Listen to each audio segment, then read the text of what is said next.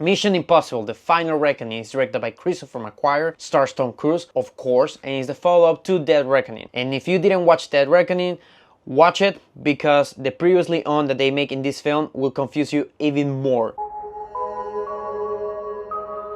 I watched this film 2 days ago, which is very unusual for me. I usually make the review the next morning I watch the film, but the truth is I really didn't have the time to make it up until now.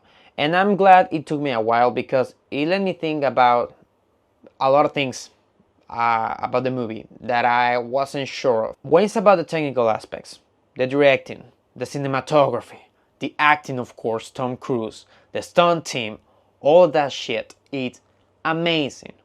Like, if anyone complains about that thing, please let me know to kick their ass, because this is an extremely well directed movie and the craft is just amazing. If you have seen the previous Mission Impossible movies, you know that won't surprise you. But I gotta be honest, I was extremely worried. The first 30 minutes are pretty bad. Pretty fucking bad, guys. It's just exposition. Every single line is exposition. Every single scene is exposition, explaining you what happened in the previous film and what's gonna happen in this one, and getting up to speed for people that didn't watch Dead Reckoning. And this exposition, because of the mixing of explaining what happened previously on and what's gonna happen, confused me even more. And I watched Dead Reckoning. Imagine someone who didn't. So yeah, watch Dead Reckoning if you're gonna watch this film, please. But this film genuinely feels that it was heavily altered after the box office failure of The Reckoning. You really can tell that mostly in the first act, but also in some aspects that feel kind of like they missed the mark. This is not a perfect movie from start to finish, and it disappointed me in that level, because the previous films have been very, very good. Not just good action movies with good visuals and good stunt work, but also good writing.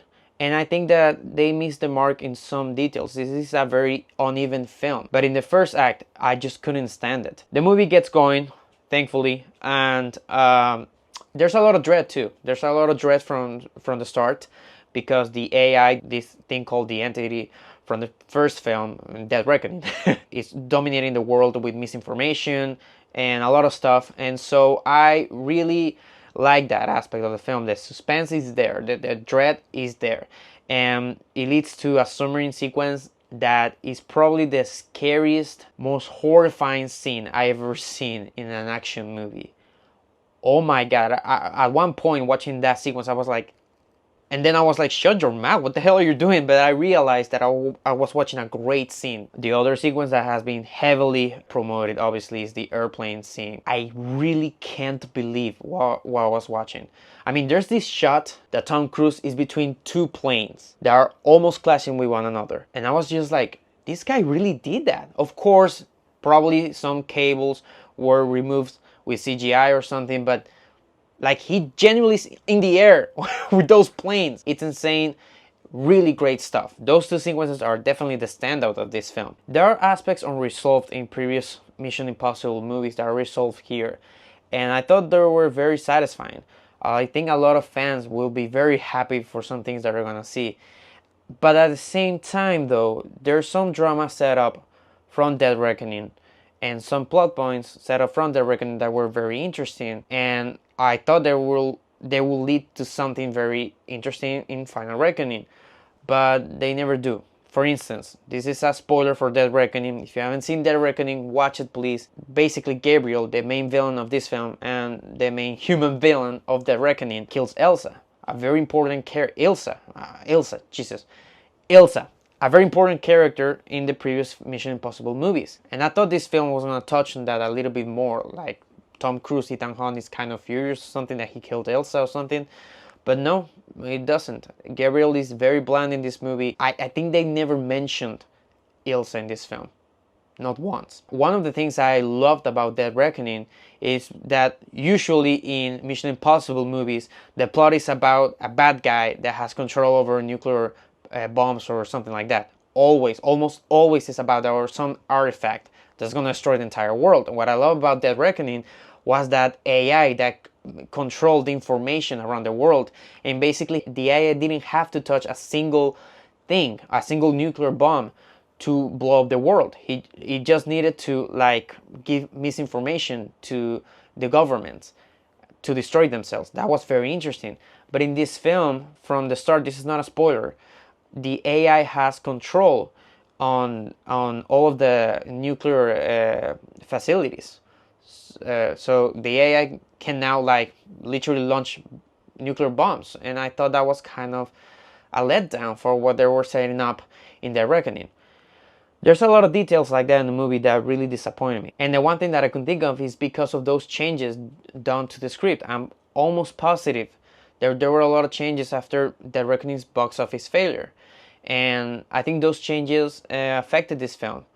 And there's even some details, some unnecessary characters. There's a lot of characters in this film, and they're good characters. I'm not saying that they're bad. The actors are amazing. Angela Bassett is even in this film, and she's amazing in the film. But the team itself, what I love about the previous Mission Impossible movies is that it's about the team. In this film, Ethan Hunt is separated from the team for a long portion of the film. And so it feels like it's about Ethan Hunt and a lot of people going around it, and the team is there. It's also there, but there's a lot of characters here, unnecessary characters. There's a lot of necessary scenes. There's a scene, a fight scene with Tom Cruise without a shirt. You will know what scene I'm referring to. It came and went. It didn't do anything to the plot, to the story, nothing. Like, I was like, Jesus, like, really? The third act, it really doesn't make sense. The villain is trying to kill Tom Cruise, but if he kills Tom Cruise, he won't get what he wants, the thing that he wants. The death of a character too, that should have been a little bit more serious. It's kind of funny. I don't know, there's a lot of stuff like that surprised me from a Mission Impossible movie. These films have been amazing since 2011. They haven't missed the mark in things like that, and this is the first one that does it. Like I said, I'm sure those changes altered the film for the worst. The filmmakers probably didn't have enough time to change those things and still make a very compelling movie, which is very unfortunate because I really loved The Reckoning and I loved what they were setting up. And I think a lot of people would have loved it if they give it a chance. But what happened? The Barbenheimer happened. That's what happened. So Oppenheimer, Barbie, fuck you. Because it's your fault that this film was altered. And so yeah, the conclusion also. This is supposedly the conclusion of the entire saga, but you can tell that it's a conclusion made to leave the door open for more. If this film is a success, they're gonna make more. But if it is a failure, like The Reckoning, which I think it might be, I really do think that this is not like the greatest conclusion to the Mission Impossible franchise, but it's a good one. It's a good one. I was happy enough. I was kind of let down by this film. I think it's a mixed bag. I think there's a lot of uneven elements, but Tom Cruise and team, what they're doing here with the stunt, with the action sequences, with the cinematography, with the score, all that stuff is just so good. The good outweighs the bad, definitely here. I'm gonna give Mission Impossible The Final Reckoning a 6 out of 10. I was thinking of making a review of Lilo Stitch, the remake, but I don't want to watch that film in the theaters. That film is very important to me. The original one from 2002. That's a childhood movie. It's very important to me. So I don't know. I don't feel it to go and watch the remake because I've been hearing a lot of things. So I probably will never watch it. But I think this movie deserves you're watching in the theaters, even though it's not perfect. Like I said, the things that they're doing is just enough for the price of the ticket alone. So yeah, thank you for watching like always, guys, and take care of your time.